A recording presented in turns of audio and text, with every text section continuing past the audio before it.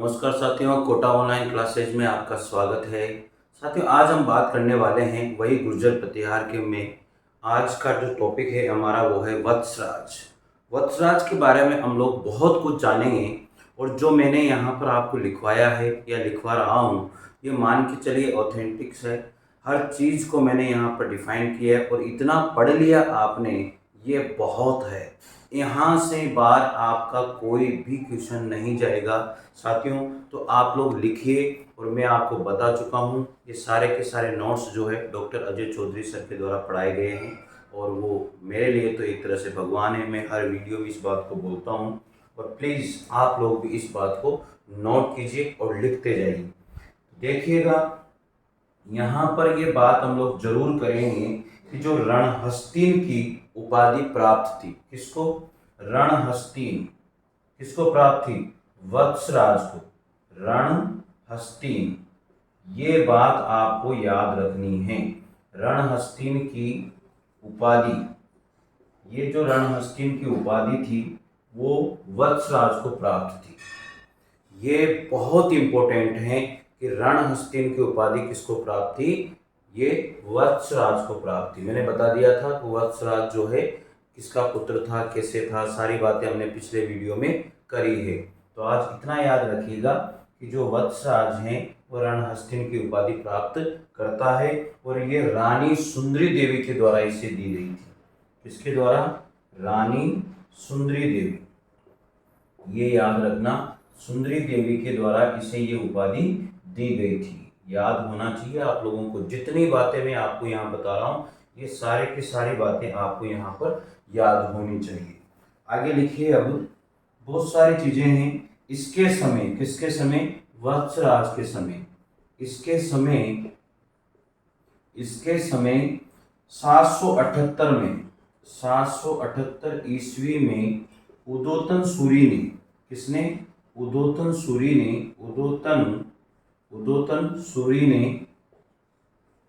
उदोतन सूरी ने कुवल्लेमाला, याद है आप लोगों को ये ग्रंथ किसने लिखा था? कुवल्लेमाला। उदोतन सूरी ने कुवल्लेमाला ग्रंथ लिखा था। सबको पता होना चाहिए कि वत्सराज के समय ही उदोतन सूरी के द्वारा 778 ईस्वी में ही कुवल्लेमाला ग्रंथ लिखा गया था। और ये क्वेश्चन बहुत बार पूछा जाता है कि कुवल्लेमाला ग्रंथ किसके द्वारा लिखा गया? उदोतन सूरी के द्वारा लिखा गया और किसके समय में लिखा गया था। ये बात भी आपको अच्छे से पता होनी चाहिए, ठीक है।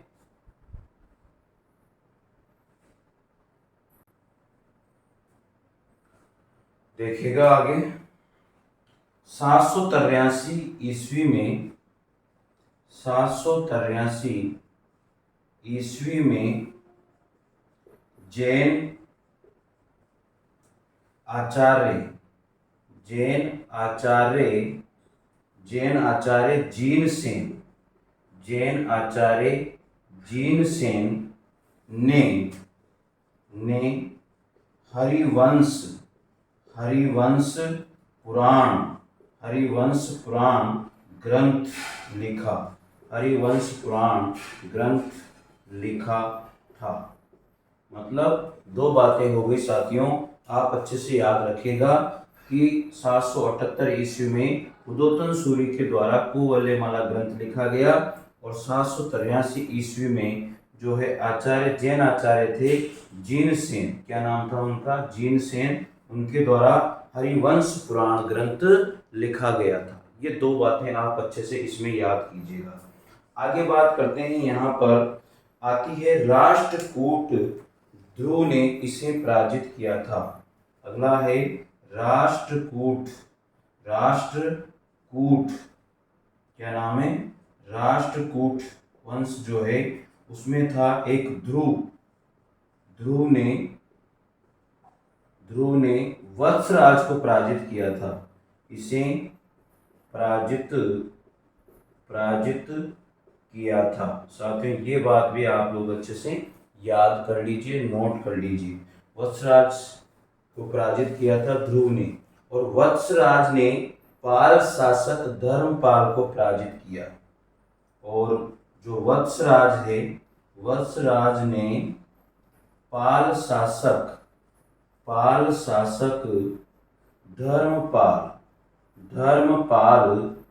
धर्मपाल को पराजित किया था।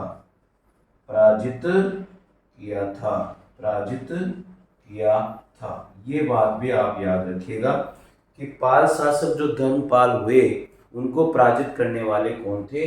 वत्सराज थे। लेकिन वत्सराज को किसने पराजित किया था? वो राजा ध्रुव हुए थे, राष्ट्रकूट वंश के राजा थे, उनका नाम था ध्रुव, और उन्होंने ही जो है किसको? वत्सराज को पराजित किया था। और वत्सराज ने जो है पाल शासक धर्मपाल को पराजित किया था। ये बात हम लोगों ने अच्छे से नोट कर ली होगी।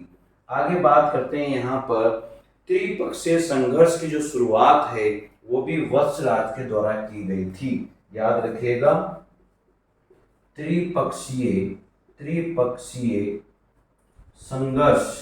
त्रिपक्षीय संघर्ष की शुरुआत जो है किसके द्वारा की गई? वत्सराज के द्वारा ही की गई थी। वत्सराज ने ही की थी। ये क्वेश्चन अनेक बार पूछा गया है। त्रिपक्षीय संघर्ष की शुरुआत करने वाले कौन थे? वो थे वत्सराज। अनेक बार पूछा गया क्वेश्चन थे। आगे लिखिएगा, कन्नौज के इंद्रायुध को परास्त किया। और कन्नौज के राजा हुए थे इंद्रायुध। क्या नाम था उनका? इंद्रायुध। इनको भी जो है कन्नौज के इंद्रायुध को पराजित किया। किसके द्वारा? वत्सराज के द्वारा को परास्त किया। और ये किस वंश के थे? ये थे आयुध वंश के। किस वंश के थे? आयुध वंश के थे। ठीक है, तो इंद्रायुध राजा थे कन्नौज के, उनको पराजित करने वाले भी कौन थे? यही थे। आप सबको पता होना चाहिए, वत्सराज के द्वारा ही इनको पराजित किया गया था। इतनी सारी बातें आप लोग नोट कर लीजिए, नहीं तो आप स्क्रीनशॉट तो ले लीजिए। स्क्रीनशॉट ले लिया होगा आप लोगों ने।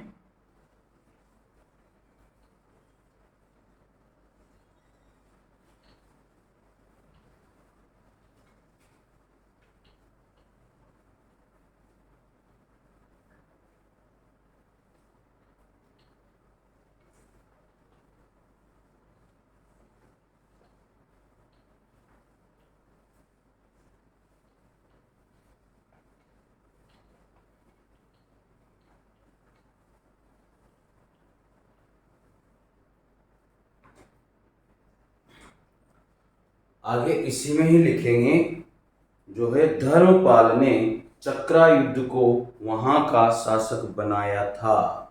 आगे बात करते हैं, धर्मपाल ने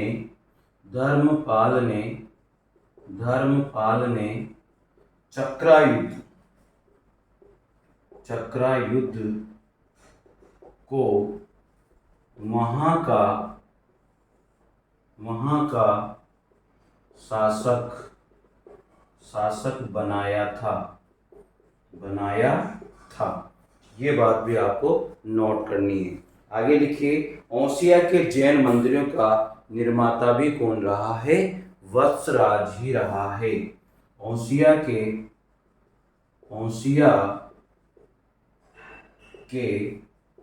जैन मंदिरों का निर्माता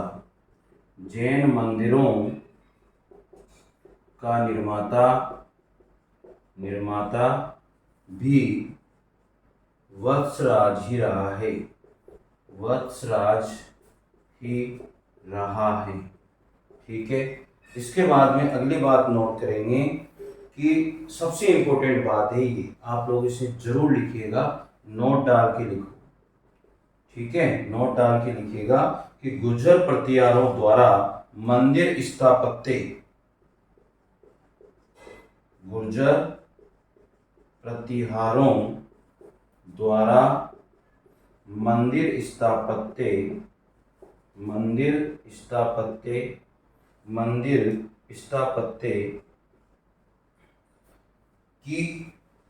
मंदिर स्थापत्य की एक नई शैली, नई शैली, एक नई शैली की शुरुआत, एक नई शैली की शुरुआत की गई, की गई, एक नई शैली की शुरुआत की गई जिसे गुर्जर प्रतिहार शैली कहते हैं, जिसे गुर्जर प्रतिहार, प्रतिहार शैली कहते हैं, कहते हैं। यानी कि गुर्जर प्रतिहारों द्वारा मंदिर स्थापत्य की एक नई शैली शुरू की गई थी और उसी को हमने क्या कहा, गुर्जर प्रतिहार शैली के नाम से जाना है। आगे बात करते हैं, अब इनके जो प्रमुख स्थल रहे हैं वो कौन कौन से रहे हैं, इनके बारे में भी आप नोट कर लीजिए। प्रमुख स्थल वेरी वेरी इंपॉर्टेंट हैं कि गुर्जर प्रतिहार शैली में जो है प्रमुख स्थल कौन कौन से रहे हैं उनको भी लिख लीजिए। औसिया सबको पता है जोधपुर में पड़ता है, औसिया कहाँ पड़ता है, जोधपुर में है, सबको पता होना चाहिए, औसिया जोधपुर में है। नीलकंठ महादेव मंदिर कहाँ पर है, नीलकंठ, नीलकंठ, नीलकंठ महादेव मंदिर, नीलकंठ महादेव मंदिर कहाँ पर है, राजौरगढ़ अलवर में, राजौरगढ़, राजौरगढ़ अलवर में पड़ता है ये नीलकंठ महादेव मंदिर। औसिया तो देखो सबको पता है कि जोधपुर में पड़ता है, नीलकंठ महादेव मंदिर कहाँ पर पड़ता है, राजौरगढ़ अलवर में पड़ता है। दौसा में है, गुर्जरों के द्वारा यानी गुर्जर प्रतिहार वंश की बात हम लोग कर रहे हैं, उनमें दौसा में, दौसा में हर्षद माता का मंदिर, किसका मंदिर, हर्षद माता का मंदिर, गुर्जर प्रतिहार शैली में बने हुए हैं सारे के सारे, हर्षद माता का मंदिर इत्यादि, ठीक है, इत्यादि हैं। इनका गुर्जर प्रतिहारों द्वारा, इनको, इनको गुर्जर प्रतिहारों द्वारा, प्रतिहारों द्वारा बनवाया गया था, बनवाया गया था। क्वेश्चन ऐसे पूछा जाता है, इनमें से गुर्जर प्रतिहारों द्वारा किसका निर्माण नहीं किया गया, तो याद रखिएगा औसिया के जैन मंदिर गुर्जर प्रतिहारों द्वारा किए गए, नीलकंठ महादेव के मंदिर और जो राजौरगढ़ अलवर में पड़ता है, और हर्षद माता का मंदिर जो दौसा में पड़ता है, इसका निर्माण जो है किसके द्वारा किया गया, गुर्जर प्रतिहारों के द्वारा इनका निर्माण किया गया था साथियों। तो साथियों आप स्क्रीनशॉट इसका भी जरूर ले लीजिएगा निश्चित रूप से।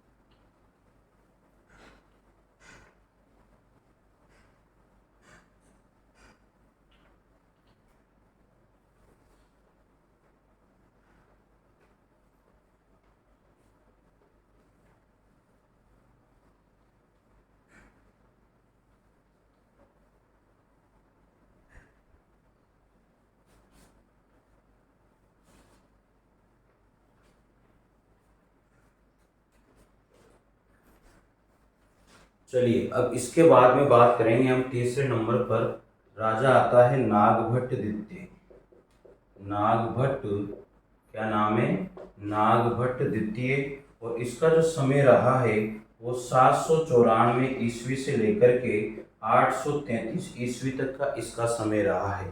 अब इसके बारे में लिखते जाइए, जो भी बातें रही है इसके बारे में भी आप लोग लिखते जाइए, क्या क्या इसमें पढ़ना है। तो कन्नौज के चक्रा युद्ध को परास्त करके, कन्नौज के, कन्नौज के चक्रा युद्ध राजा थे, कन्नौज के राजा चक्रा युद्ध को परास्त करके, परास्त करके, कन्नौज के राजा चक्रा युद्ध को परास्त करके इसे नागभट्ट द्वितीय ने, नागभट्ट द्वितीय ने क्या किया, इसे अपनी राजधानी बनाया, अपनी राजधानी बनाया।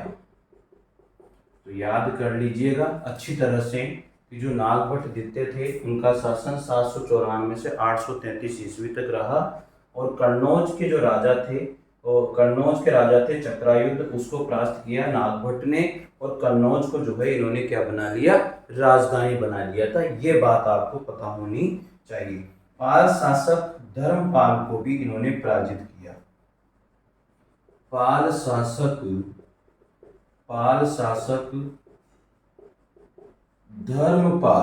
धर्मपाल को भी पराजित किया। पाल शासक धर्मपाल को भी इन्होंने क्या किया, पराजित कर दिया था। अब आगे बात करते हैं कि गोविंद तृतीय जो राष्ट्रकूट वंश के थे ने नागभट्ट द्वितीय को परास्त किया था। ये बात आप अच्छे से तरह से याद रख लीजिए। गोविंद तृतीय जो किसका था, राष्ट्रकूट वंश का था ने नागभट्ट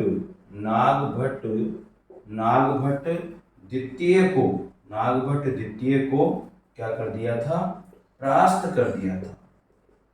किया था। सबको याद होनी चाहिए बात। अब नागभट्ट द्वितीय ने कन्नौज को अपनी राजधानी बनाया। सबको पता है कि नागभट्ट द्वितीय ने क्या किया था, कन्नौज को अपनी राजधानी बना लिया था। तो लिख लीजिए यहाँ पर, नागभट्ट द्वितीय ने कन्नौज को अपनी राजधानी बनाया। ठीक है। उसके बाद में लिखा हुआ है परम भट्टारक महाराजाधिराज। क्या लिखा हुआ है, परम भट्टारक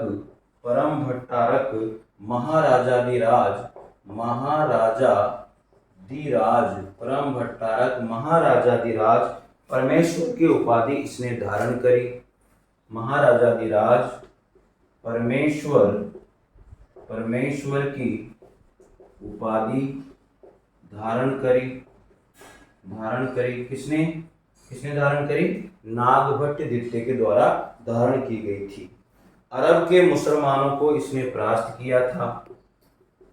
अरब के मुसलमानों को इसने परास्त किया।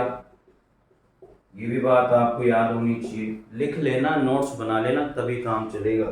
फिर है अरब के मुसलमानों को परास्त कर दिया। उसके बाद में क्या किया, गंगा में जल समाधि इसने ली थी। गंगा में, ये क्वेश्चन भी बहुत बार पूछा जाता है कि जो नागभट्ट द्वितीय थे उनका अंत कैसे हुआ, तो गंगा में जल समाधि इसके द्वारा ली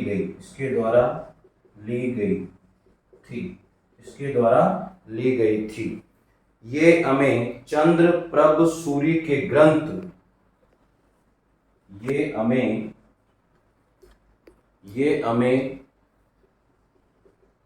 चंद्रप्रभ सूरी के ग्रंथ किससे मिलता है, प्रभावक चरित्र से पता चलता है। क्या नाम था, प्रभावक